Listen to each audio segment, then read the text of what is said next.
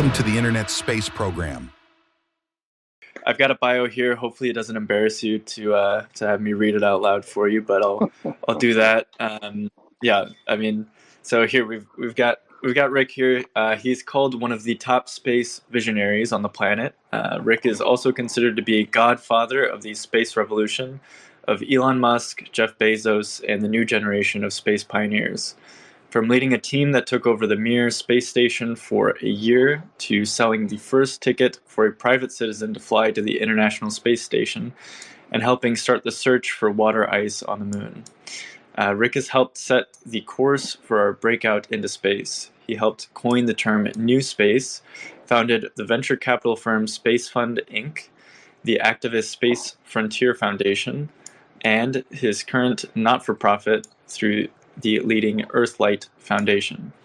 His ideas and projects have helped create the framework for the current move to open the high frontier. He's testified 6 times in front of the U.S. Congress and works with groups as diverse as the Space Force and the UN teams working to establish the rules for humans to live in space. He also hosts the New Worlds Conference and the Space Cowboy Ball in Austin, Texas, which we attended. And and we've got Rick here live. So yeah, thanks for joining us. Hey, I'm thrilled, man. Yeah. So. Yeah, hopefully we got that all right. Yeah, I mean, you read what you were paid to read by me, and no. I will say I was part of the organization that coined the term NewSpace, which was the Space Frontier Foundation. There's a longer story to that, but and so it's a thrill to be here with you, and hammer away, man. Whatever I can talk to you about. I love the ask me anything part. Yeah. And if anyone has questions throughout, they can drop them in the comments section. But yeah, so there's something that we were talking about offline before this call about space policy, and that's something that you're pretty active in, and especially around NASA's goals and what they're focused on. And I wanted to dive into that. So, what are you thinking about these days when it comes to space policy? Well, first of all, I'll say this. I've been engaged in different companies over the last many years. And as of January 1st, I've stepped back from any of that sort of corporate responsibility. My most recent company being SpaceFund, which I'm very proud of. We have over 20 million in investments, 21 companies that we've invested in. I've handed off the yoke or the wheel to a gentleman named Dan Schatzman, who I'm thrilled about. And it is now my intention to really get involved in speaking and writing the vision and engaged in some of the policy and other sorts of conversations that are out there. And it's important to me because there's often this feeling in the field or in the community that it's all going to work out fine. And I've expressed this to you and other people.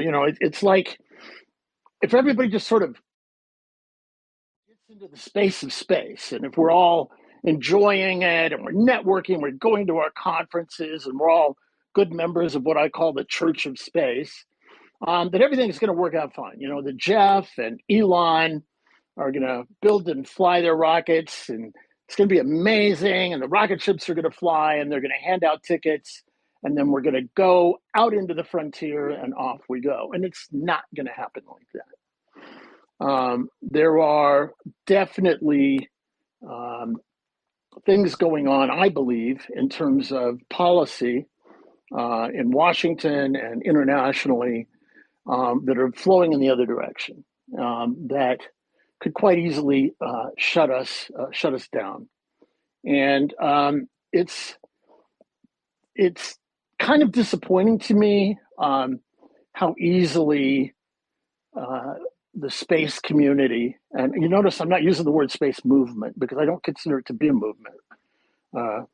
right now. I consider it to be a group of people, many of whom are fans, and a few of whom are activists, and then there's the people doing the industrial and entrepreneurial stuff, and that's exciting. But there are people out there who would rather not see this happen. I have an article coming out, I think Monday, in Space News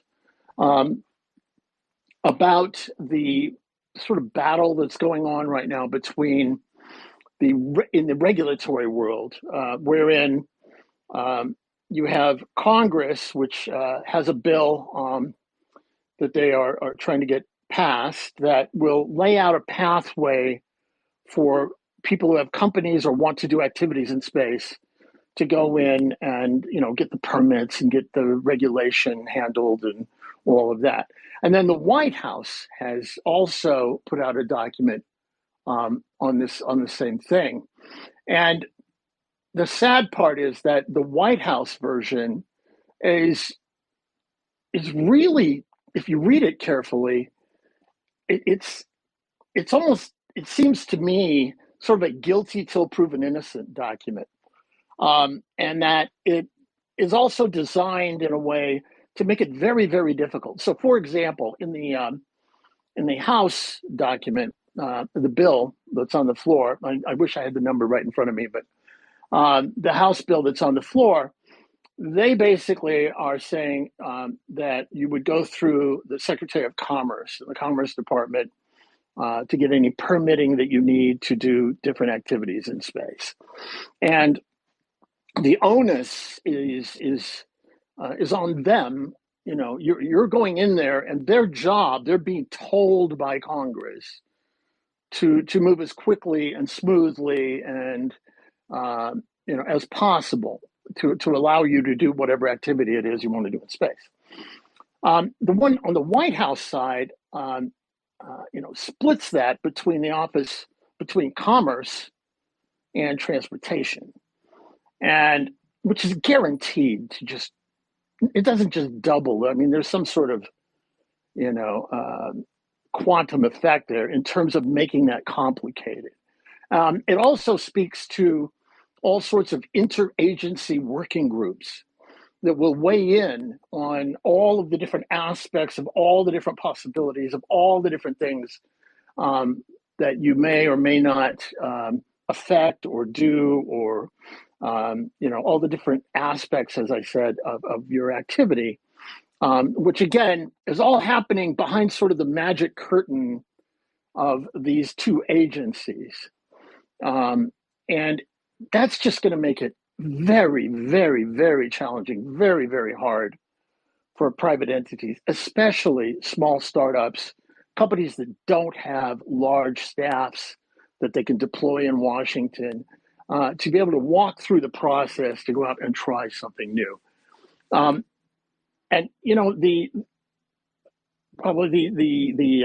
the tell is in the title to me of the White House version, which refers to novel space activities.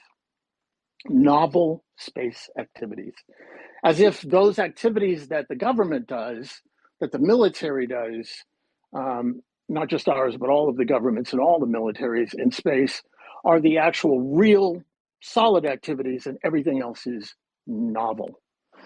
To me, that's sort of a tell, So anyway, that concerns me. I think that we definitely, anybody listening, anybody who is engaged with MoonDAO, needs to reach out to their congressional representatives and push on them to support the Congress's version of this. Now, of course, as you can well imagine, it's turned into a partisan thing, and both sides are to blame for that. And this is not partisan. That it's not left or right. It's about up. It's about going up. And frankly, the people that need to be leaned on the most right now, because as is obviously true, Congress is under Republican control. The people that need to be leaned on the most right now are the Democrats in the House, who are lining up with the White House's version of how to manage space activities. We need to get all of them behind the congressional version. I urge people to go read it. And again, I'm sorry I don't have it right in front of me to give you the number. Maybe you guys can post that on your feed at some point. But that's a really big one. And I see a lot more things like that coming along. This is not going to magically happen. And we have to get past this sort of magical thinking. So I didn't mean to go off way into detail on that, but that one is one that has me greatly concerned.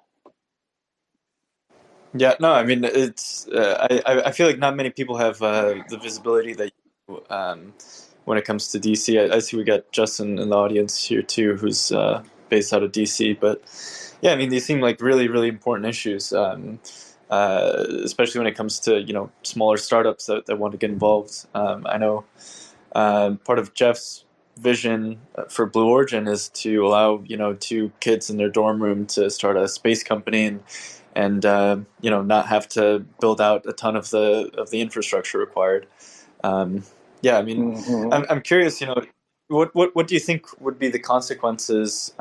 Because if we're zooming out big picture, we've got this new space race between China and the U.S. and anything that inhibits or prohibits innovation to occur when it comes to space, I think will impact our ability to get boots on the ground on the moon.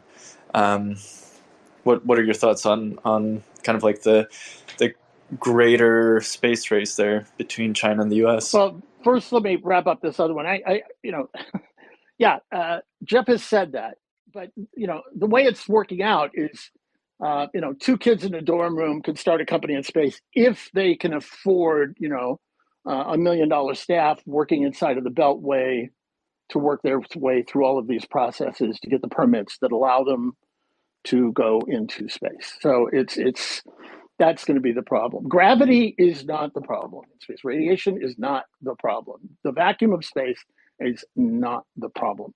It is our culture, our society, our lack of imagination, and our lack of ability to understand the importance of what it is we're on the verge of and then act accordingly. So when it comes to China and the U.S. on the moon, and forgive me for giving a little plug. I have a show I've done with you called The Space Revolution, and it runs on IROC Space Radio. You can also find it on YouTube, The Space Revolution. We've just started posting on YouTube, so there's probably 25 viewers so far, but we would love it if people go take a look. And the one that's coming up is with Namrata Goswami. Namrata is one of the world's top experts on the Chinese and Indian space programs. And the things that she has to say should be terrifying to people in the free nations. China is going for it. It's funny. It's almost as if China, I'm sure, have been coming to all the space conferences that people have been throwing for the last 30 years and sitting in the back row and writing things down and going, that's a good idea. Oh, yeah, this space-based solar power. Oh, yeah. Oh, the craters on the south and north poles of the moon may have water. Oh, let's do that. Because they've incorporated them into their space program. And they are on target. They are essentially on time in terms of the declarations they make in terms, as to what they're going to do in space and their ability and timing in terms of achieving those things. So they're moving full speed ahead.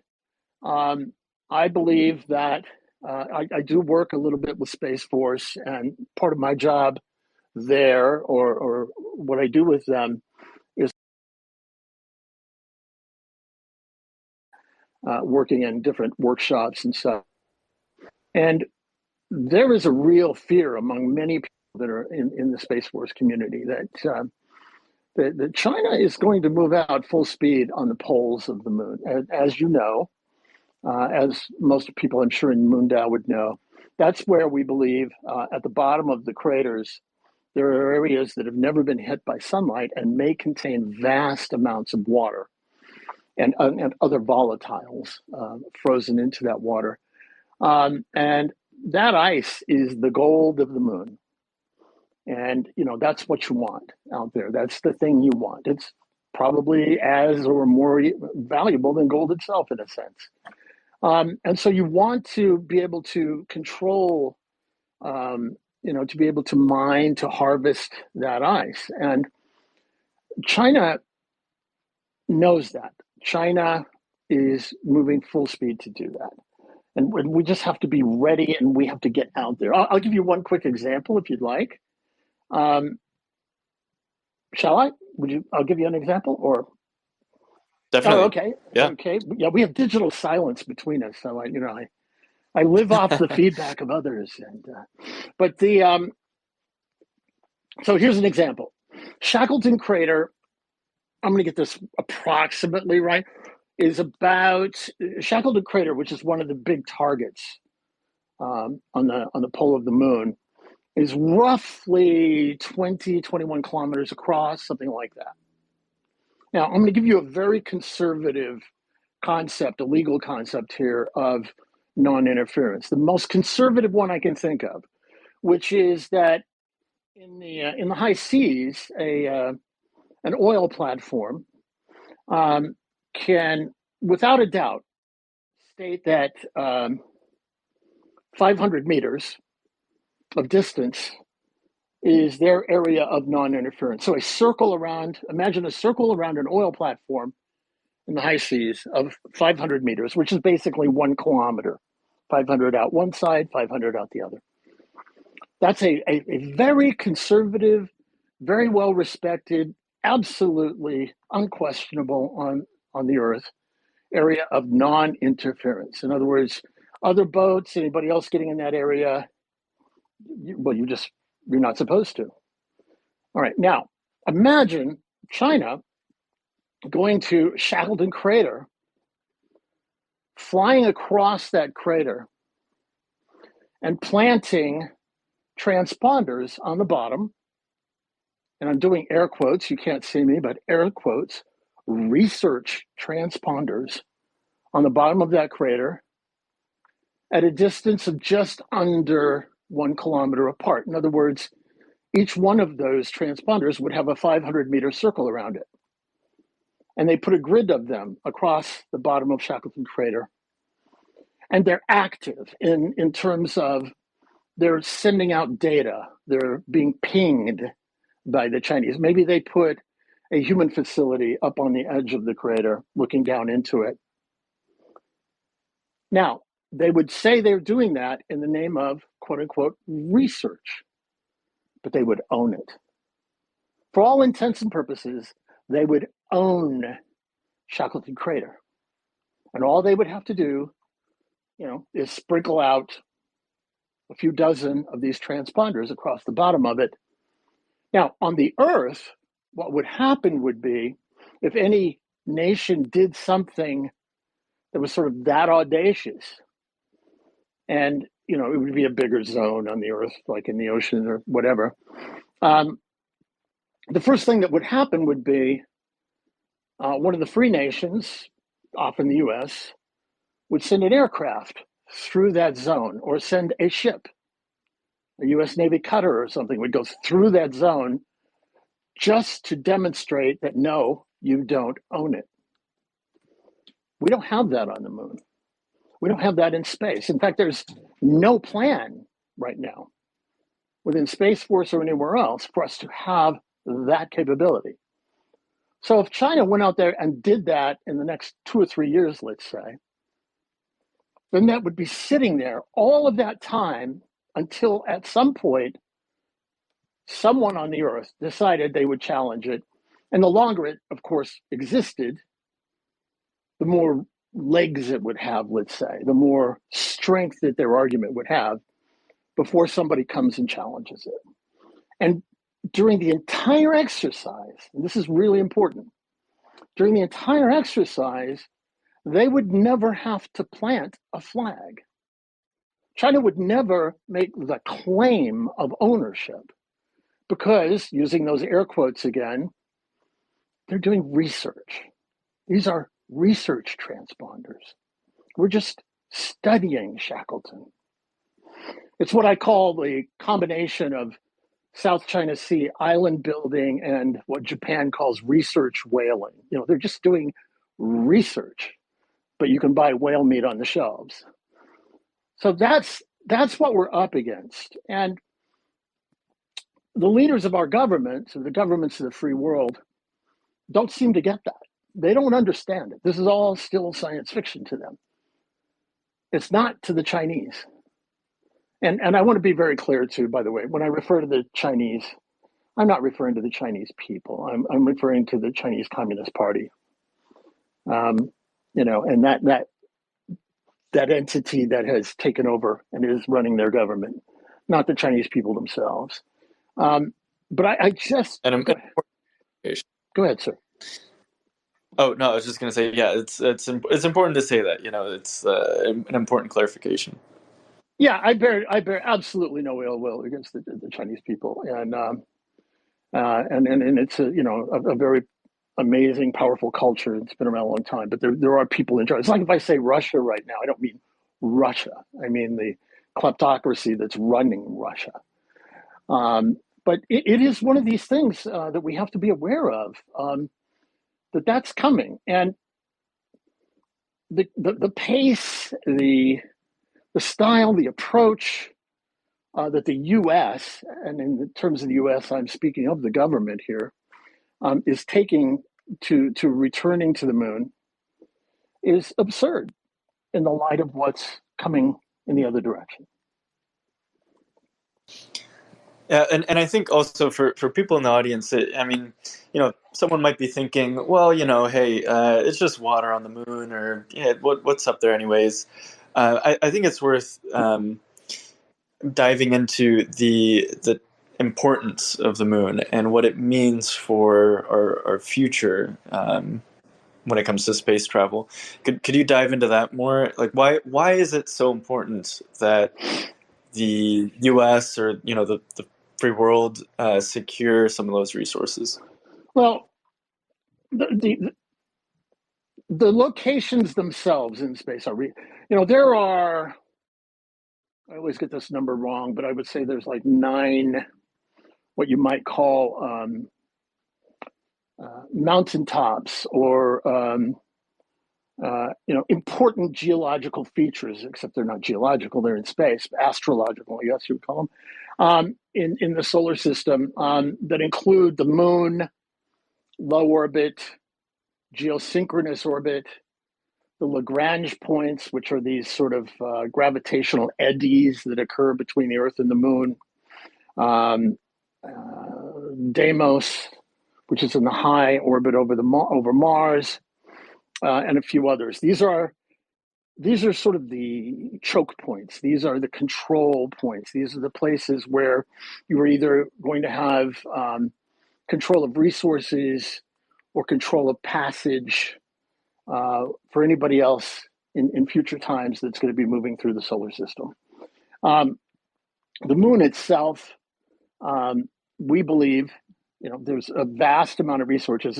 And by the way, and just to credential myself here, I did found one of the first asteroid mining companies, Deep Space Industries. And I have edited a book called Return to the Moon. I'm what you might call an all of the above guy. I don't take sides, and on this, I believe we should do all of the above and go to all of these places. But the moon itself, it's the island. It's the offshore island. It's loaded with all kinds of different resources, and I believe, frankly, whole separate conversation that a lot of them are going to be on the far side of the moon due to the number of asteroids that have hit it. But going to the moon enables us to have sort of a way station for voyaging out into the solar system. I believe that we can harvest the water, the other elements that we can use to make propellant, I believe at some point there'll be a healthy competition between lunar resources and those in free space. And frankly, I do believe that asteroid-derived resources in many ways are going to be cheaper in the long run. But in the meantime, as the next place to go, as the place where we can go to learn how to do space. See, once we learn how to operate between the Earth and the moon, we are ready to operate anywhere in the universe, because we will have made that important vertical shift into space, into the vacuum, the radiation, the gravitational differences that occur in space. And we will have learned how to live, operate, and prosper there, which then everything else beyond that is going to be a variation of those survival skills, of those capabilities. Once we leave the Earth and we can operate in space, all of space becomes open to those of us who are leaving the Earth. Right? So it's a first step. It may not be the place where everyone wants to go. It may not be the place where everyone wants to set up a community. There are real downsides to being on the moon. But it is the place which opens up all the other places.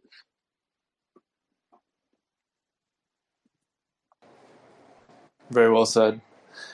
So I think people hearing you might also think, okay, well that's awesome. What does it have to do with me? How do you see space impacting people's lives here on Earth? And yeah, I guess I'll end the question there. What implications does this have to the everyday person? Yeah, that's always one of the fun ones, right? It's such an obvious one, and then a lot of times we will stumble around those to the space. Okay, well, you'll we can study your crop yields from space, or if you want to go for it, we can build energy systems in space and replace coal and nuclear power here on the Earth. Which, by the way, is a good one. That's a good one. There are other activities that we can do in space in terms of using the resources, which include the microgravity of space, that include, like I said, the energy. We can build space solar power, capture the sunlight, which is out there 24/7, beam it to the Earth. Now, to be fair about that, I believe there's going to be a race between the development of that capability and now that we're crossing the threshold in fusion to actually have positive returns on some of the early experimentation. Those two are going to be in a race for each other. But what it does, most importantly, is the intangible. And that is, it gives us a future. It gives us hope. As you know, I've spent decades arguing a lot of the other stuff, arguing a lot of the supposedly rational reasons we go into space, the spreadsheet reasons. I mean, I'm just stepping away from being an evil venture capitalist. It's all about the money and the numbers. Those are all valid. I believe that the things we're going to be able to do in space are going to be incredible and at an economic level. One of my big ones is, in orbit, it's not necessarily the moon, but being able to grow human organs in space and be able to ship them down and give people transplants and things like that. That one fascinates me. But the real core of it is the thing that makes humans strive in all the different aspects of our being. It's what makes someone paint a painting or run a race or create something new or try a new endeavor. Someone who's skydiving for the first time or just diving off of the lowboard for the first time, to all of the different things that we do that push us beyond the edge of who we are, come together at the level of culture when we begin to look beyond the earth. In other words, it offers us an unknown. It offers us a place to go out and become much more who we are by taking on a challenge, overcoming that challenge, and then prospering and moving on to the next and the next and the next. See, human beings require edges. That's actually the growth cycle of a human being. Is as we grow up, we are always on the edge of discovery. That is how we grow. And in fact, it's why we grow. We are on the edge of discovery. Everything a child does is new to them. And as they learn it, they move on to the next new thing, the next new thing, and the next new thing, and the next new thing. It's when we stop growing that we begin to have problems. That's when we begin to slow down. That's when we begin to have the social, psychological issues that we have in our society. Whenever we are at an edge, whenever we are encountering that unknown, that gray area between I'm comfortable here and I will be uncomfortable there, but I will be doing something new, that is when we as human beings are beginning to reach our full potential. The moon is almost like the icon of that. You know, I used to joke that, and I think Hans Erke, I'm going to get his name wrong, also said something like this, that, you know, if God had intended humanity to go into space, she would have given us a moon. You know, because it hangs right there. It hangs just offshore. It's like a magnet for our imaginations. It pulls us upward. It pulls us outward. It says, come. It says, I have a question, you know, come answer it. Come be more than you are. So, yes, I know you're looking for like, you know, we're going to find amazing, you know, this on the moon and scientific discovery. Yeah, we're going to do all of that. We're going to have people who can live on the moon. I have this crazy thought of a community on the moon for people who would otherwise be retiring, which we can talk about at some point. But, you know, there's so much that we can do out there that we can't even consider now, we can't even conceive of now. And yet, as the people get out there, as MoonDAO is successful, let's say, as Elon is successful, as Jeff is successful, as all of the other companies out there, Firefly and all the rest of them are successful, as we get out there, we're going to discover things we can't even imagine right now. You know, as the ships from the old world, quote unquote, old world, cruised up and down the coast of the new world. And as I'm saying that too, I have to say I honor and understand the indigenous folks that lived here when some of our ancestors arrived. And I honor that this was the land that was their home. But as we cruised up and down those coasts, people were looking out of those boats saying, well, what can we do? And, you know, they're like, well, there's a lot of tall trees. At that point, much of Europe and especially the United Kingdom had been denuded of tall trees. So, man, we can get some masts and stuff like that to build more ships. They were looking around for other things. You know, what can we do? What good is this place? What they didn't realize was that by some of their people moving here and trying out new ways of being, new ways of governing, new ways of interacting with each other, that they were going to discover or build upon the threads that had already been started to be woven out there, a new tapestry for how we would interact with each other. The expansion and realization of the ideal of democracy was going to come out of this new place. I think the same thing probably is going to happen as we move into space and we go to the moon. We're going to learn things we have no idea about. And I know I'm not exactly giving you a specific, hey, we're going to go mine this and bring this over here, and that's going to change the gross national product in this way. But there's so much more than that. Yeah, I mean, I think that's exactly right. That there's you can't really make plans for unknown unknowns, and that's what space represents to us. Like, we don't know what we're going to learn when we go out there, but we do know that civilizations either continue growing or they die. They just stagnate. Yeah, I think that was really well said. So, okay, I think maybe you've sold that skeptic that I was playing earlier, which I think you responded to amazingly. But what about the optimist? What about say a new grad just coming out of college? They want to get involved in the space industry. They want to help get humans to become multiplanetary. What advice do you have for them? How should they get involved? What do you think is the best avenue?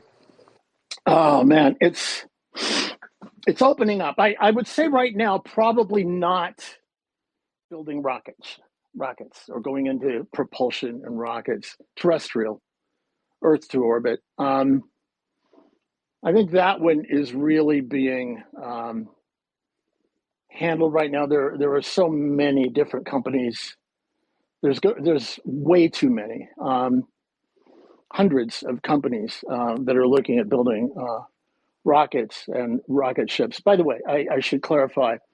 I use the word rocket ship differently than I do the word launcher or rocket, because you don't throw ships away.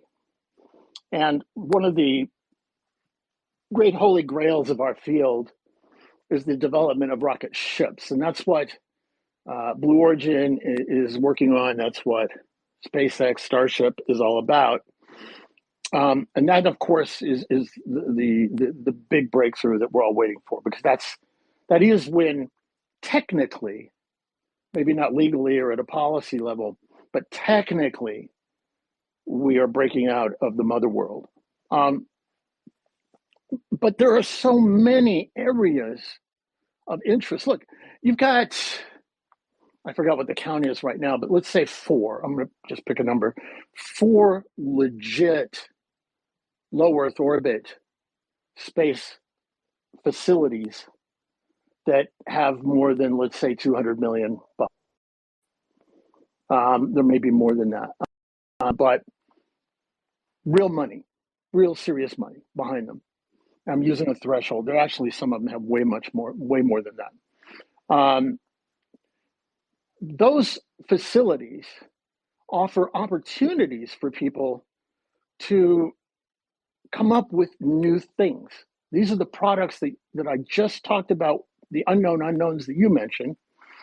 And so what I would start doing was I would do a ton of research. I would start going to all these space conferences. I would start watching everything I could.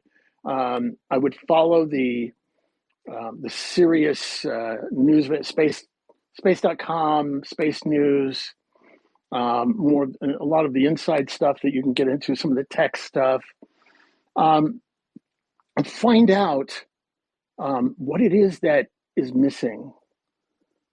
Put together your own equation for, hey, I could do this and I can do that.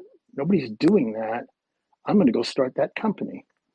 I'm going to go work on that product. I know one company, for example, that we invested in that is going to be laying down layers of computer chips in space. And they're doing them on free flyers, because if you do it on a space station, there's all this vibration going on, and that creates imperfections when you're dealing at the very micro scale.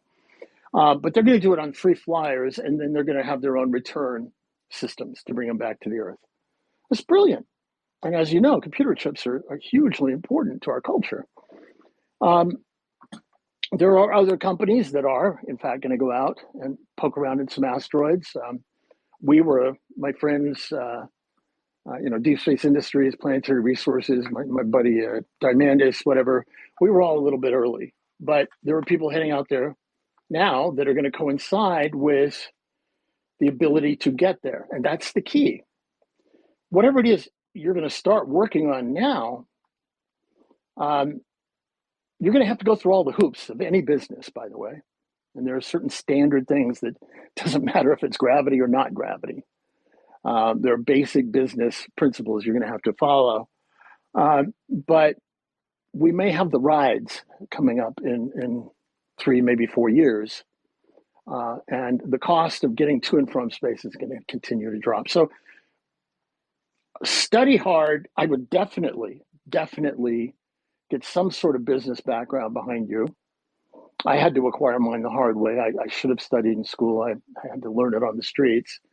But get some business background behind you, and then pick your passion in terms of a passion that can create the income, the ability for you to live the life you want to live. There is this sort of false narrative, like just go pick your passion and be whatever that is, and that's cool. That's kind of like what they teach you in liberal arts schools. And if your passion happens to be the poetry of 12 people on a particular Greek island, that's maybe not going to help you economically. But pick a passion that you can leverage into having a passionate life that's going to create an economic return for you, and go for it. But we're going to need all kinds of things. Agriculture. I will say this.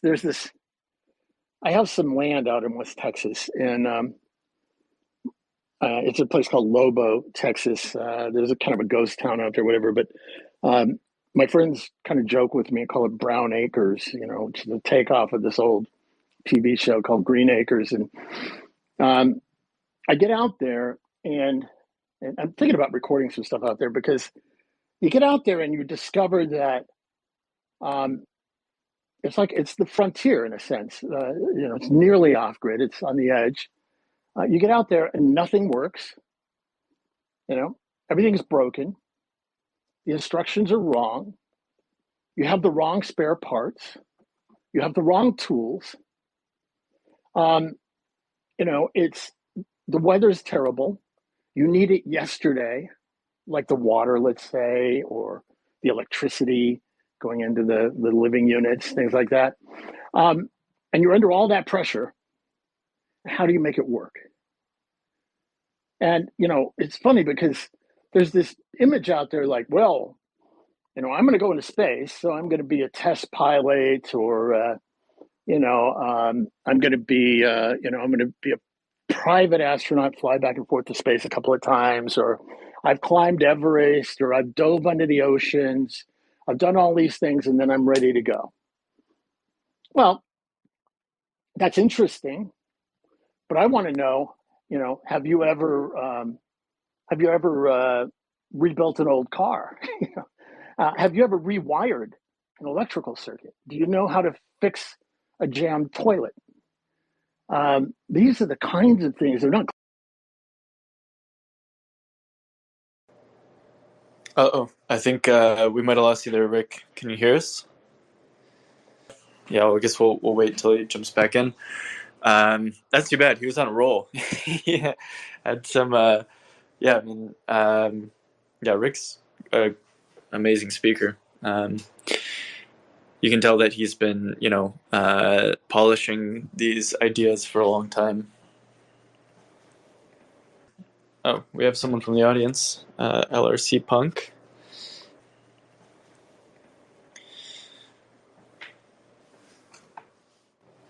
Yeah, it's an important question. I feel like Rick would definitely be the best person to answer, but I can try to fill in here. I think that we really do need to lean more on the commercial side. And there are a ton of startups that are working on a ton of problems when it comes to lunar. Not just like to go to the moon, but also to settle the moon long term.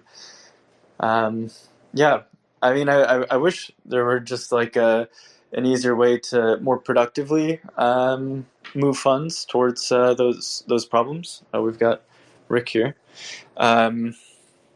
Because yeah, I mean, I feel conflicted on one end where I feel like we should be funding these, like we should be allocating more funds towards space, but in a way that's actually productive, that doesn't waste tax money like you're saying.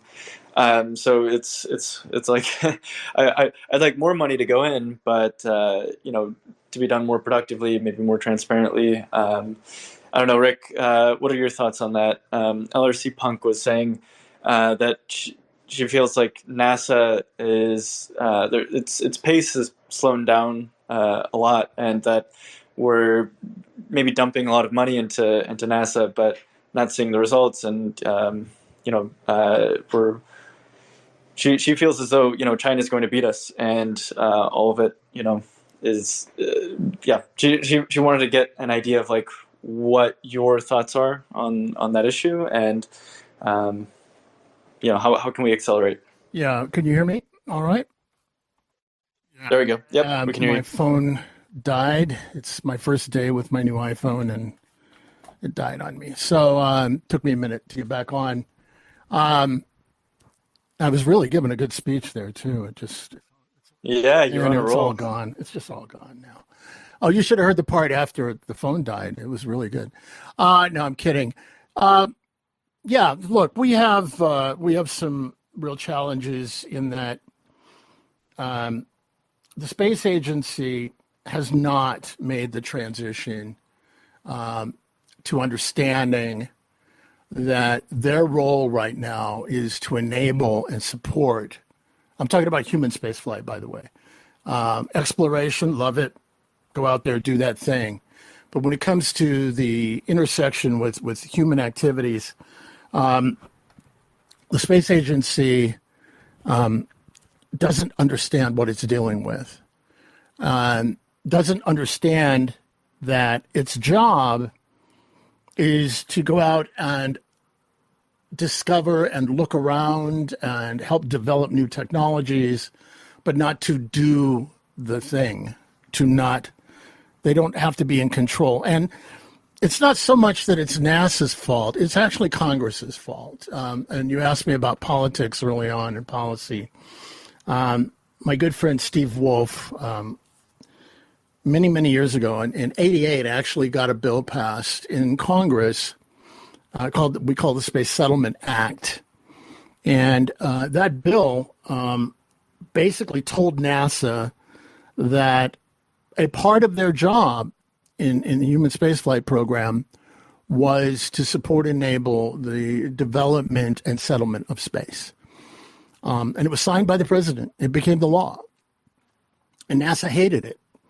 And a few years later, under a thing called the Paperwork Reduction Act, NASA submitted that as a burdensome set of regulations, and it was removed. Unfortunately, the space community wasn't paying attention, and it went away. Now, what that means, though, is what we're left with is an agency that feels it is chartered essentially to explore, because they're not being told otherwise. In other words, that's their true north. And whatever people might do, well-intentioned people, some of the political folks and some of the groups like the National Space Society, Space Frontier Foundation, Mars Society, and others, whatever they might do to try and play around the edges of that mission that the agency feels it has, the agency is going to always go back to that mission. So, for example, on the moon, NASA is not going to settle the moon. NASA's not going to build settlements. I read an article earlier this week where they were saying NASA plans on building settlements. And no, they're not. Not at all. They're going to learn how to camp out on the moon and then go to Mars. And you know what? That's cool. That's fine. It's like going to learn how to camp out in your folks' backyard before you go off into the mountains. Great. Do that. But that's all they're doing. NASA's big goal on the moon is to be able to do campouts of a few weeks in length sometime in the 2030s, with a half dozen people. That's their big goal. That is not exciting. And I'll tell you, at the same time, the NASA's looking at that, and NASA's out doing a thing called the Artemis Accords, getting people to sign up with this sort of mandated behaviors on the moon, which again, by itself is okay. China, on the other hand, is signing up tenants, people to come and live and work in their International Lunar Research Station. They're going to stay. Now, part of that comes from what you might want to call a psychological or sociological dysfunction.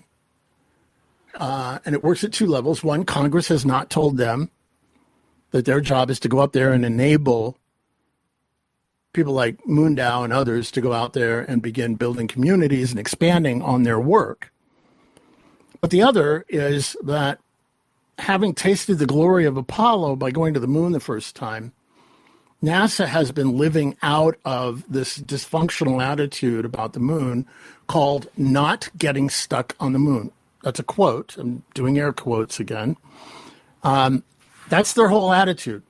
We are not going to get stuck on the moon. So since NASA doesn't really recognize or hasn't been told by its congressional masters to recognize that there is this private sector of people there, like people in MoonDAO and others who want to go build and harvest resources and develop entities and companies and communities on the moon villages and things like that. Since they haven't been told that that's their job to support that, the operative mandate out of which they are acting is to not get stuck on the moon on their way to Mars. So nothing that they are doing is designed at the seminal level, at the planning level, through to its implementation to support permanence and the expansion of the beachhead communities that it might start to create on the moon into full-fledged communities. They are, I hate this word and its other applications, but I'm going to use it just to punch holes here. They are planning to be tourists on the moon.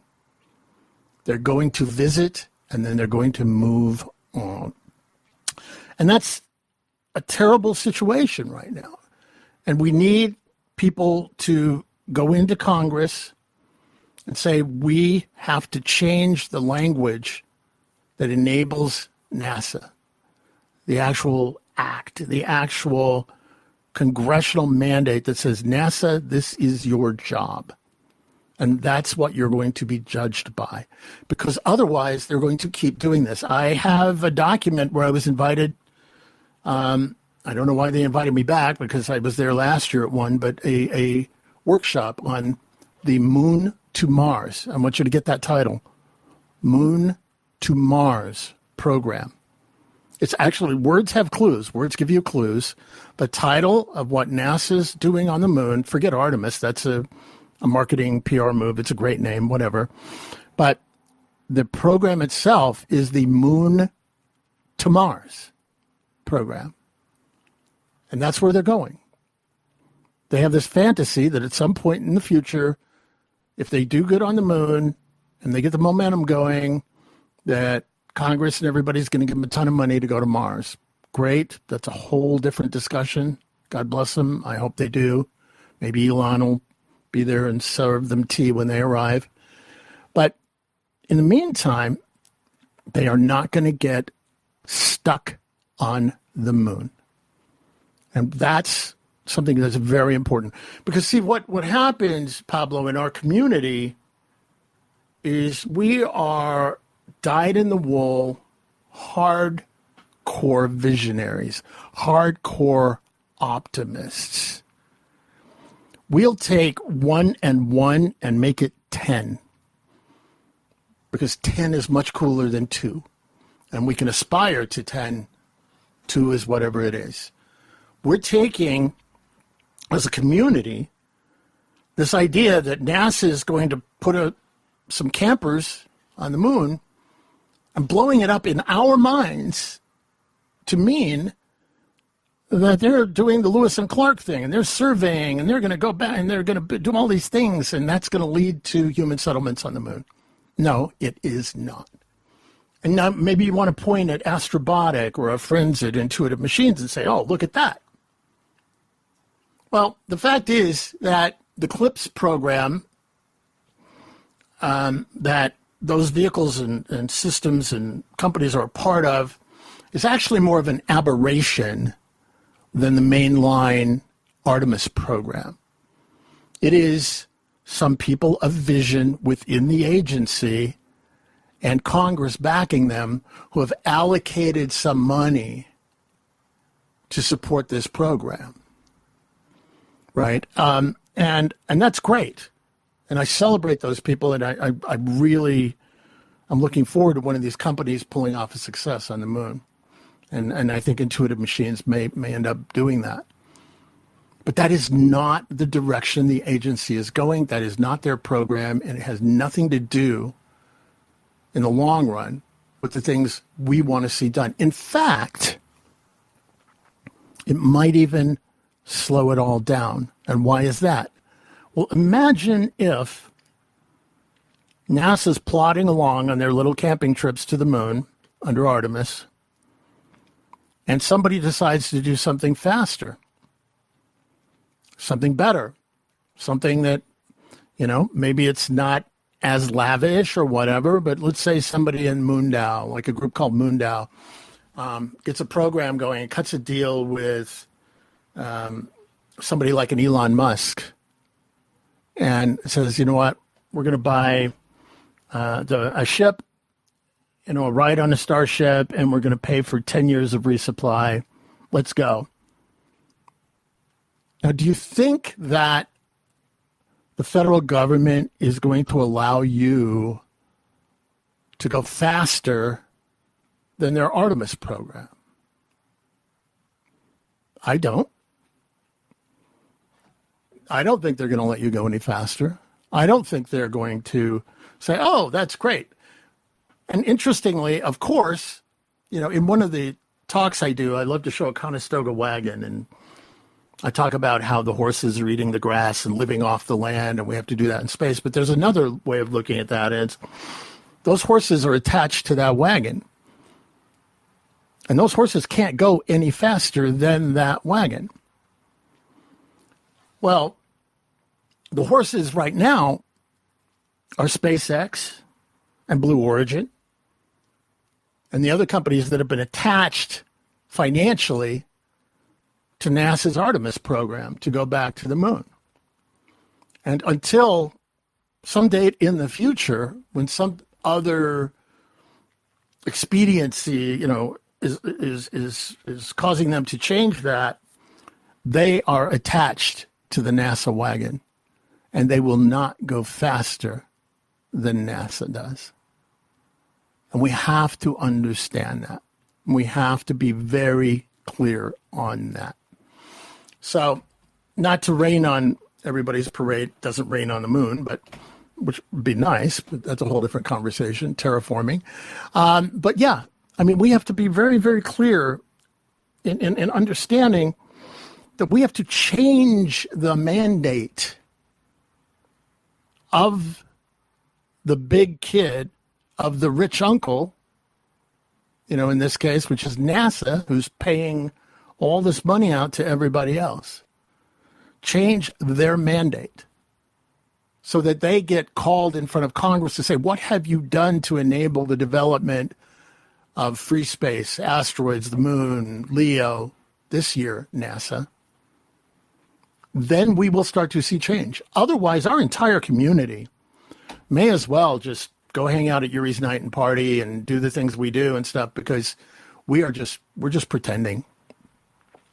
We have got to change these top level mandates, or we're playing around the fringe. Yeah, I mean, it makes sense that, well, I guess, do you feel as though that NASA is guided more by technical, like, I guess in the theory that I have in my head, you've got these like really smart scientists, working at NASA, and they are looking, across a bunch of different metrics. They've got all these models worked out, and they're going to Mars for the scientific value, what we'll learn on Mars. There may be more resources there, etc. Do you think that NASA is guided more by those types of models, or by what the people want? So what people say should be the directive of NASA through Congress? And how do you think, what do you think that tension is there? Because oftentimes I imagine maybe the scientists have some other goals in their mind, and maybe Congress is telling them to do something different. And who wins in that case? I mean, I'm sure NASA could also drag their feet and work harder on some problems and less on others, and write it off as like, hey, well, it just didn't happen. What are your thoughts there? I mean, do you think that maybe we should work more on the scientific academic side to make a case for why the moon, or do you think it has to be more of a political activist movement? I think that you have to do all of those things, but the thing that we're not doing effectively and in a sustained way is going in there until we get that NASA Act, until we don't have to use the word space settlement anymore. Settlement's not cool. The development of American-led human communities on the moon, Mars, and free space, or just beyond the Earth would be fine, right? That is their mandate. Again, they're doing what they've been told to do. I just clicked while we were talking, looked at Google, and it says, what is the main purpose of NASA? NASA explores the unknown in air and space, innovates for the benefit of humanity, and inspires the world through discovery. That's from the NASA website, right? That's great. That is beautiful stuff. Nowhere in there does it say, and helps humanity expand beyond the Earth. That's the mismatch, Pablo. That's what we are missing. We have got to lean in on that. And again, it happened. Steve Wolf did it. It was signed by a president. But what happened, I'll tell you what happened from back then, Pablo, was that, as is usual in the space community, they were all fighting with each other about what kind of rocket. This is before Elon, way back when, in the early 90s. And they were fighting about what kind of rocket program NASA needed to do next. And also space solar power, We can't have any of that if we can't get out there, cheaply, easily, frequently, and safely. But we also can't get out there if our governments are not supportive of doing it or trying to slow us down. And so that's where we are, and it's hard. It would be so much easier for me to say, you know what, if NASA would just work on low cost transportation to space, we would all get out there. Well, yeah, but no, that's not the problem. This is not a technological problem. It is a lack of imagination and a lack of those of us who have the imaginations to steadfastly and stubbornly stay on the government until we get those changes. Right. We all the way back at the beginning, we talked about Jeff saying 2 kids in a dorm room could start a company in space. If they are allowed. If they are allowed to. Because right now, they are not allowed to. We can provide the dorm room. We can provide the way of getting them out there. We can provide everything they need to do it. But the government's, and by the way, ours is the most liberal government in terms of supporting that kind of stuff right now. Most of the others out there think we are just crazy batshit bananas over here with our Elons and our Jeffs and all these people and all these private companies trying to do all this crazy stuff in space. They want to shut it down. A lot of them want to shut it down. So we have to focus in. It is not glamorous. And, in a couple of months, some of the space groups will do a thing called March Storm. And they all go up there, and it's a great, very laudable thing where they walk the halls of Congress and they're lobbying and trying to get, Congress to do certain things. And it makes me nuts because, again, if they would just take like 1 year of all the space groups working together and pounding until we got that law changed, the NASA Act itself, the Space Act that drives NASA, until we got it changed.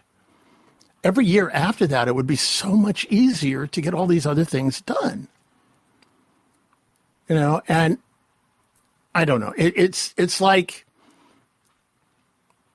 I don't know. I could make some weird analogy, but I mean, it would probably be offensive to some community. I mean, it's just like we are not, we can't understand, why we are not, why we aren't able to win the race. And, we're like, I can't win this race. I can't win this race. Why can't I win this race? Why am I not winning this race? And, and it's because our shoelaces are tied together and we haven't looked down and realized, oh, crap, I need to untie my shoelaces from each other. It's that basic. It's almost stupid on our part. It's not the be-all and end-all. I want to be clear. It's not going to solve everything. But it opens up so much. Wouldn't it be great if you walked into NASA as a private company that wanted to go or as a group that wanted to go build a habitat in a lava cave on the moon, and they're like, yeah, man, how can we help you? Yeah, we really want to make that happen. And I don't mean the 5th person in the 12th cubicle on the left, but the agency itself. It's like, hey, we're going to do this Artemis program, and everything that we do in Artemis from day one is going to be designed so that it will support and enable and catalyze the American private citizen-led community to expand and develop and do business and grow on the moon. That is what we need to see. Because right now, we are unfortunate hitchhikers, those of us who aren't hitched to the wagon, on a program that's not going the direction we think it is. Whereas our quote-unquote adversaries or competitors are full tilt going for it. And by the time we realize, given the lag times it takes to develop technologies, move an entire industry into sort of the supply chains necessary, once these folks realize this, it's going to be very, very, very challenging to catch up. Happy days. Just want to give you the good news there, Pablo. Sorry about that. No, I mean, well, so all right, what can we do? So you've done this before. You've rabble roused in Congress before. What works? What doesn't work? How can we get organized around those types of goals? I would reach out to Steve Wolf. I would reach out to, there's a gentleman called Aaron Osterly. OESTERLE, who works with Space Frontier Foundation, who is just super conversant, very, very nice, very gentle person who's very conversant on the on what happens in the hallways of Congress. Go look at the original Space Settlement Act. Pull it out. It was Congressman George Brown. I don't know what HR number it had back then, but pull that sucker out and take a look at it and start organizing people to go in there, and rewrite it and replace it. We have to deal with the right and the left on the Hill. So try and not make it a partisan issue. Frankly, whatever political leanings I have, the people on the right are probably a little less difficult to convince. It'll probably help you not to go in using words like colony, colonizing, stuff like that. I was using my words very carefully when I said the expansion of human communities beyond the Earth. That's much more palatable nowadays than saying we're going to go build colonies in space and stuff like that. And people laugh and are, those people are so sensitive. This is politics. We don't want to create enemies. We need to go in and educate these folks. One of the biggest challenges I have at times is dealing with my friend or my associate Elon, and just trying to get him to shut up a little bit. And I know he owns the platform we're on, and love you, Elon, but please, no tweeting after midnight in your underwear, or Xing, whatever you call it. Don't do that. Lower your profile, go build the rocket ship, and focus on that. But seriously, I think that putting together a sophisticated, wouldn't it be interesting if we could take, and I'm shooting myself in the foot here, but I'm going to do it on purpose.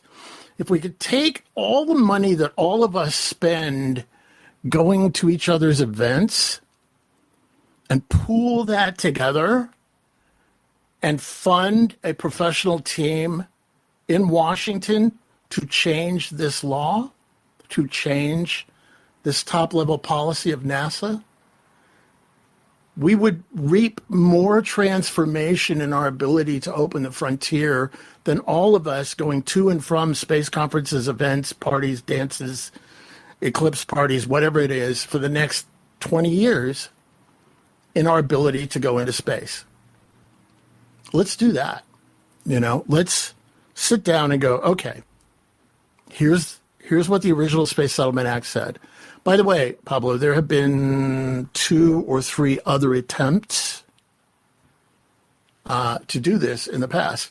I will say this, our own EarthLight Foundation, the very, very first event we ever held was in Washington. We rented a room. By the way, y'all could do this. We rented a room in the Reagan Building, downtown Washington, walking distance from the Hill. And we held an event called the Pioneering Space Summit. I learned a very important lesson, which I will share with you at that point. We originally going to call it the Space Settlement Summit. It precedes this other one, the National Space Society. In fact, theirs was a reaction to what we did. And my friend at the time, a guy named Bill Gerstenmaier, who was in charge of human spaceflight, said, Rick, you shouldn't call it the Space Settlement Summit. You should call it something else. And we were going over words and so, pioneering, that's cool. But at first I said, why, Bill? He said, because if you call it a Space Settlement Summit, the aerospace industry, these people aren't going to show up. You have to get them on the lot before you sell them the car. And so we did. We called it the Pioneering Space Summit. And I think we had the vice president of Lockheed Martin. We had people from SpaceX. We had Buzz. We had a bunch of congressional staffers and Senate staffers there. And we spent 2 days going back and forth about using the word settlement. And we came out with a declarative statement, which I don't have in front of me, that basically said that the goal of the American human spaceflight program was to develop or must is to develop and settle space. It took us 2 days of wrestling. It almost melted down the first evening. And at the end of it, we had 99 out of 100 people there voting yes. And what happened was that same year, because we had had all these people from Washington, from the Hill, there using these words, we started to see the word settlement showing up. And there was a space resources bill passed later that year. Using the word settlement here and there began to show up in different places. Now, again, fast forwarding to today and the political sensitivities of people, I would use human communities beyond the Earth. That's fine. I'm not going to get stuck on that. And I don't want other people to get stuck on it because I want them to come our way. And if we talk about space colonization or maybe space settlement, their ears close before their minds open. And I want their minds open. So let's go in there and say, we are going to pass this bill. There are other versions of it available. There's a gentleman named Tony DeTora, who is part of the Beyond Earth organization. He worked on one of them. We had meetings in Washington with him. Pull that language out. Organize a group of people in these different space organizations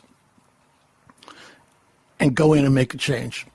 Or if you have somebody who has money, don't worry about trying to organize all the space organizations. Just go in there like a laser and make the change quietly, doing it. There are a lot of ways you can do things quietly on the Hill. But let's change that, and then let's see what happens. Oh, and by the way, once you change it, there will be people in NASA who will try and unchange it. Because God forbid, somebody who is beholding to, let's say, Boeing, has to answer for how the Senate launch scam, the space launch system, how it supports the expansion of human communities beyond the Earth. God forbid they get called out on how does that support this new law? How does this support the new NASA Act? Right? Because they're going to be sitting there, it doesn't. That's the kind of thing we are going to be wanting to see happen. Right? And it's going to make a lot of people uncomfortable until you're on the other side of it. And this is the good news. There are an amazing amount of incredibly brilliant people at NASA.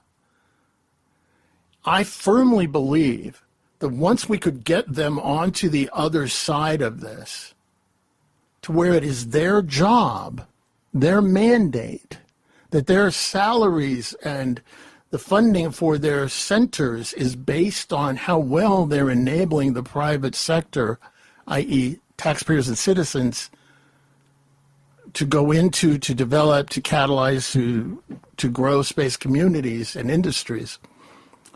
They'll go for it, and they will kick ass. They'll do a great job.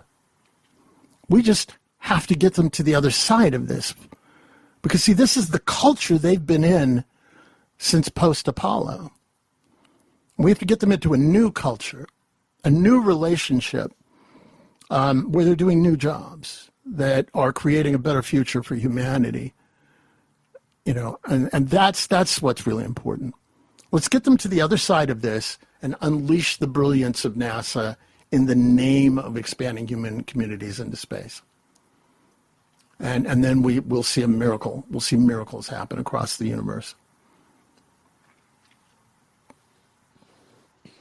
Yeah, that's very well said. And I invited Peter to join us here, who's a previous speaker as well. He's a astrophysicist from the UK. And so, I guess like broadening that lens too. It's not just NASA. NASA is the biggest player here funding the majority of the Western side's efforts into space. But do you think? I mean, how do we organize across the Atlantic in the EU, for example? I'm curious, if there are any inroads there, because it does seem like the ESA and NASA collaborate a lot. Do you think ESA could get behind the idea of having settlement be one of its top line objectives? Was that for Peter or for me? Or both, I guess. Maybe let's start with Peter, as you just joined us, and then Rick, I want to get your thoughts too. Hi, can you hear me? yes, Yep. Yeah, so I've only just dropped into the space recently. I've just put the kids to bed. But yeah, my sort of thinking is that there needs to be a bit of we need to make a bit of noise about this in Europe and in the UK specifically. It's really not on anyone's radar. I think there's a big sense this is something that big powers, this is America does this and China's going to do this, but we're not going to do this because we've got too much to worry about. So I have started a petition to the UK government to try and, if you recall, we have a spaceport in Cornwall, which has been used precisely once for a Virgin Orbit launch. And then the launch failed and Virgin Orbit went bankrupt. Mm-hmm. Yep. And that may have, I think that may have been a fundamentally good idea, though. So the petition is for them to build a spaceport to try and get Starship or something roughly equivalent to launch from the UK. I'm not sure if this will be successful, but it would certainly force them to pay attention to the issue if you've got enough signatures. I don't know if Rick thinks this is an effective strategy. No, I think you're onto something. I mean, look, God bless you for taking an action, man. That's so critical right now. Just taking an action. We have way too many freaking fans, happy dancers and fans that are just like, oh, Elon, oh, Jeff, go do it. No, you're taking action. The details of the specifics or the specifics of the action, I'm not fully up on them. But again, you've got they're relatively new, the UK Space Agency.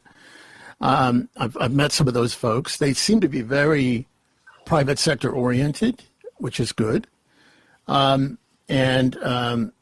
they're very open, I think, to a lot of ideas. So, yeah, I would go for it. And, if you're saying that you want to see commercial orbital spacecraft launching, spaceships launching, rocket ships, as I call them, launching from the UK, that's great, Yeah. That's the idea. Why not? So I think it would make it, first of all, there'd be a psychological difference. If my favourite launch, I think, is in the North Sea, for various reasons. Mm-hmm. I think northern Scotland is just a bit too remote. That sort of removes a lot of the advantage of actually having the spaceport in your country.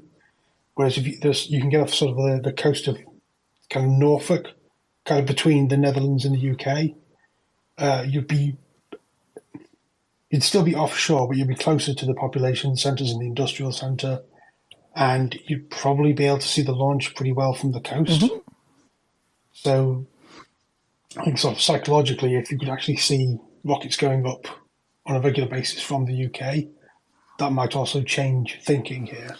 Yeah, I'll tell you this, Peter. I spoke last year at a thing in Delphi,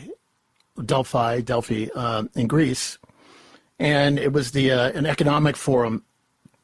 And there are these arguments that are very close to what you said. We're not a space country. We're not a space nation. And just to sort of get their goat a little bit, I did a series of PowerPoint slides where I showed Texas, Boca Chica, and I said, well, we're roughly 100 kilometers from space right here, and then I showed China where they launched from. I said, oh, look, roughly 100 kilometers. Russia, 100 kilometers. And then I showed Greece. I said, hey, 100 kilometers. It's a psychological thing. It's not that there are the big guys and the little people. We have individual Americans or groups of Americans or American investors who are building rocket ships right now. Right. So if individual groups of American investors can get together and build rocket ships, a great country like the United Kingdom or you mentioned the Netherlands or Germany or whatever, they can build rocket ships. Right. I think that maybe the private investors here are a bit more conservative. I mean, they want to sort of like say, how is this going to be making money for like 2 years from now? And they're probably less willing to be sold on a vision and then sort of keep their money in for a decade. Yeah, but I mean, that will mean they're going to insist on a better business plan. So maybe those companies they fund will do better. But look, it's this idea of that you got to leave it to those crazy Americans to go build these crazy things is kind of ridiculous nowadays. But even if you're buying that, if people are buying that, then fine, buy a Starship, right? I'm driving a German car. it's better than what I had, right? That's fine. It's where I'm going with the car that counts.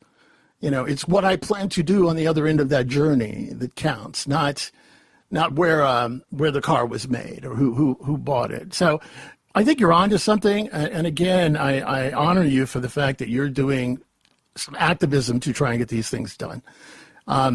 Absolutely. Keep pushing. And again, that's way, way, way back. It seems like many hours ago when we started this, probably you were asking me what people could do in space. And I was saying, don't get into building your own rockets right now. Because it's kind of being handled, right? There's, as an investor, we've got hundreds of companies that are doing this. So now it gets down to sort of the things that, like Peter's talking about, is like, where can we get them to fly from? How can we create services that go from Earth to orbit and back again, or Earth to the moon and back again? Well, I did actually have one idea for that. Is that I'm not sure how near term this would be, but one thing that the UK has been keen, or the government's been keen on since Brexit, is building relationships with other Commonwealth countries. But the problem with this is they're very far away. Like Australia is like 20 hours on a plane. So I don't know, perhaps they could be sold on the potential at some point in the future of this point-to-point rocket travel, and you can get to Australia in 40 minutes. Yeah, and not that I'm trying to support Elon's business plan, but that helps his business plan.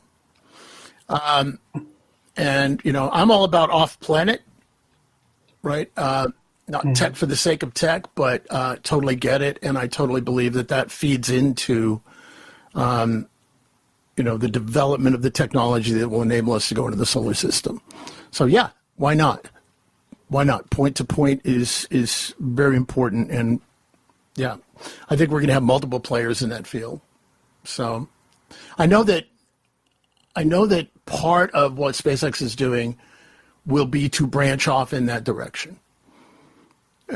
That's very clear. I think the overall plan is they want to get Starship going. They're using some of the government funds that are going to get them going, help pay for them to be able to learn how to refuel in orbit.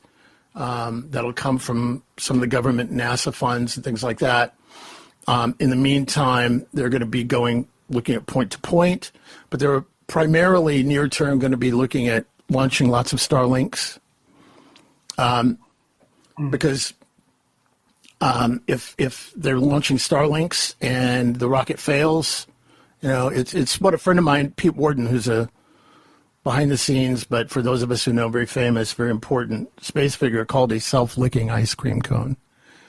That if he blows up starships and it's carrying Starlinks, that's an internal loss, let's say. And once he gets what do they call a flight heritage down, the ability to show that they've got flight after flight, then they'll have other deliverables that they can put into space.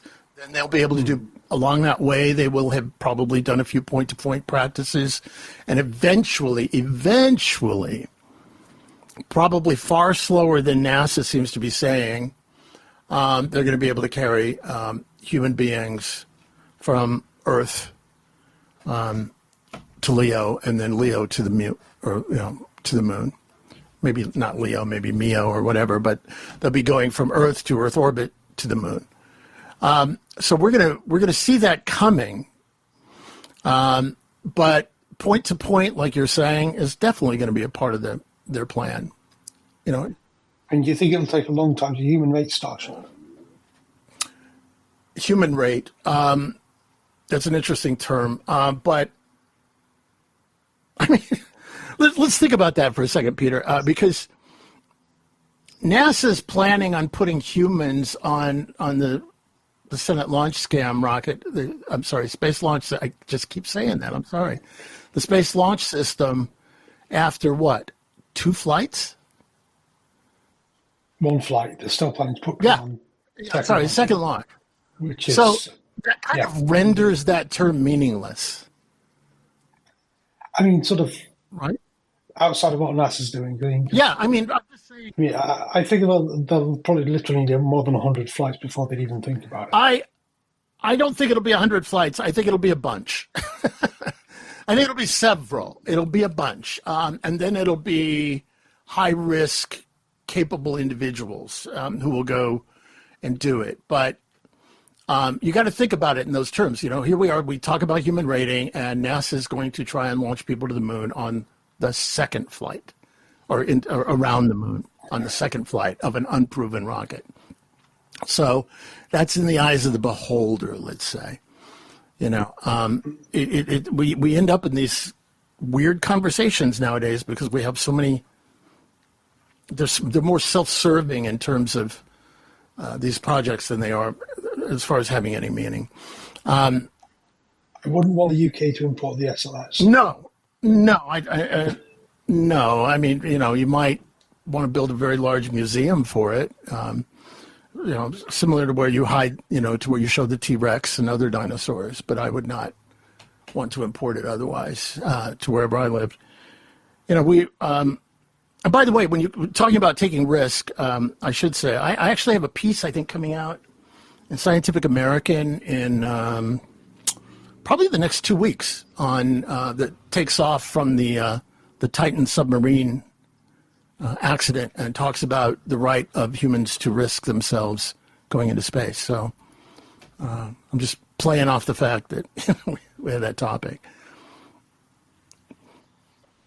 So I want to ask the two of you as well. So at the beginning of this conversation, we're talking about settlement, and so we've got 2 awesome people, one from the U.S., one from the UK, and it does seem like a common thread, among a bunch of different nations is space, and we've been able to have these massive collaborations like the ISS before. I guess my dream or hope would be that something like settlement would be something that would inspire international collaboration, but maybe rather than that being mediated through governments, it would be more on the commercial end. So you'd have a bunch of separate startups or companies working from across the planet on one settlement. I'm curious, what you both think of that. Maybe I'll kick it to Rick, you first, but I'm curious. Do you think that will be how this plays out, or do you think that it'll be maybe the United States or China kind of going in first and just being the one nation. Do you think it'll be more of an international community, or yeah? It's funny. We live in this we live in this world where somehow things have gotten twisted around, such that, the private sector works with each other around the world every day, every second, every minute of the day, and it's not news. But when international partners team together to go do something in space, right, that's a big deal. Private companies do it naturally. Private companies are not the ones trashing orbit. Most of the trash that's in orbit has been put there by governments. The private sector works very, very, very well together. And I think when I mean the private sector, I mean the citizens, people from around the world working together. I'm absolutely think it's going to be an international effort. But it won't be a mandated, artificial, treaty enforced international effort. It'll be somebody somewhere saying, we've got some people together. We're going to fund the first community on the moon. Who wants to come? Whatever your ante is to get involved. How do you get involved? Whatever. And we're going to go. And I bet it's going to be international. What do you think, Peter? I think it will likely be, like you said, purely because of that's how the private sector works. The private sector tends to be international unless it's restrained from being so. I would sort of comment on the ideal of international collaboration from the ISS. Is you have to bear in mind the ISS was a very strange thing to happen. It was a very particular moment in history, and for both sides, only the major part was the US and Russia, and they both came to it with very well-developed systems of their own. So they were already. ISS is basically, in sort of crude Lego rocketry terms, is Mir 2 bolted onto Space Station Freedom. The Soviets were already building Mir 2. Some of the current modules on the ISS they built them in the Soviet Union. They started building them. And the US already had the space shuttle, the Russians already had Soyuz, so they were able to sort of come to this collaboration with their own sort of house in order. They were both able to build a space station on their own. They said, well, let's just build it together to save money, essentially, and to keep Russian rocket scientists employed. So I think that if you were to sort of take from this example, this was an international collaboration that worked, so let's start from the ground up as an international collaboration. I'm not sure that would work. I think you have to sort of build the collaboration after at least partly built the individual bits of it. And that applies, I think, to nation states as well as, well, to a lesser extent, companies, because they're normally working on smaller bits. But yeah, I think that each participant would have to figure out their own project and then bring it into a collaboration rather than sort of starting off a collaboration and just getting another massively bureaucratic transnational organization like you see with the United Nations. Yeah. You got to do what makes sense, right? And if your goal is to go to the moon and establish a human community, then that's your goal. And it's basically whatever humans show up that can add to the success of that goal, no matter where they come from and who they are, that's like sort of the gating function. That's who you let in the airlock. And then you just go do it. And I think it'll just become international over time. I just don't see the private sector putting up the barriers that nation states do. Right. I suppose, yeah, maybe obviously the private sector wouldn't want to put up those barriers, but there are certain regulations like ITAR that make it very difficult. For example, SpaceX can only really hire individuals from the United States, and so it becomes very difficult. Yeah, and a lot of this hardware you do need to have people there on the ground in person, so. And it becomes a visa issue as well. So there are a lot of limitations or blockers, I feel. I don't know. Do you think that ITAR restrictions will go down over time? I mean, when space was the domain really of governments working on ICBMs, I feel like they were extremely necessary. But nowadays, I feel like anyone with an internet connection can really get to a lot of the same information. Yeah. Yeah, I hope it goes away. Yeah. I mean, look, we have to make sure those evil Canadians don't get their hands on American technology. That's critical. No, I'm kidding. But it's, well, my history a little bit. So, I mean, I led the team along with my friend Walt Anderson, that we took over the Mir Space Station. And when we were doing the Mir, it was ITAR that was used as the tool to slow us down. I don't think it was ITAR that in the end killed the Mir project, but it was the tool. We spent, on the Mir, we were going to be flying an electrodynamic tether is what it was called. And it was a very simple means of enabling the Mir to stay in orbit, and would mean that we were going to use 2 less Russian tankers of propellant, which then meant many millions of dollars we didn't have to spend, which made it easier to have sort of a business plan. And this tether is a very passive thing. It's just like a few kilometers long of metal ribbon, and what it does is it creates an electrical field, magnetic field in a sense, or electrical field, that pushes against the Earth's electrical field, and pushes the facility up a tiny, tiny, tiny bit. I mean, just a tiny bit at a time, but that adds up over time. And, we took into the military, the U.S. military, a group called DTRA, Defense Threat, whatever agency. And they were like, yeah, this is cool. And then we took it over to the State Department, and it got into the whole ITAR thing. And we spent $500,000 on legal bills that year while we were fighting to keep the Mir alive.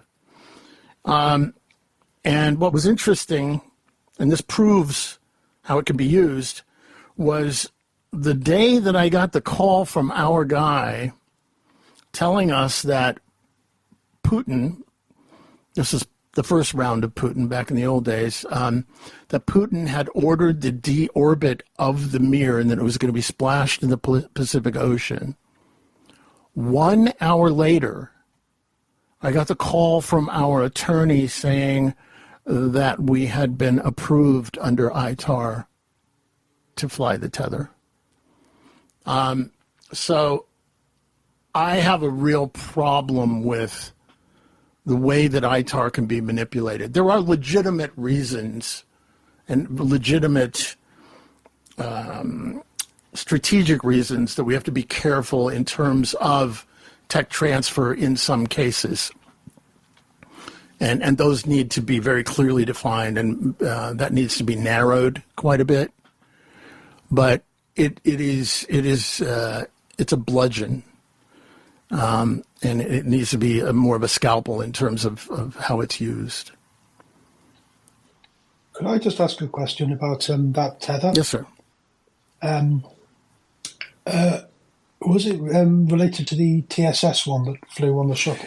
Yeah, actually, the one that broke, it was Joe Carroll was the designer. He had designed, I think he actually had worked on that one. And cool. We had him working with a guy named Alexei Seremennikov, who was the designer of the docking mechanisms for Apollo-Soyuz I'm sorry, I get that wrong. The shuttle and the Mir program. And they had come back with this design, and we had a rich person. You should always have a rich person if you can get one. And his name was Walt Anderson, and he was funding the project at the time.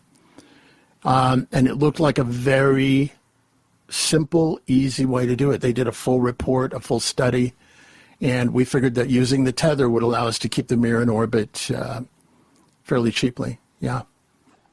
Yeah, I thought the second TSS didn't break. I think they got that one up to like 20 kilometers or something. Yeah. Yeah, the first one got fried down at the base, I think, a little bit. But the concept, and again, I'm not the engineer, right? So I don't. Right. So but it's. I'm just a big fan of tethers. Yeah, I think they're awesome.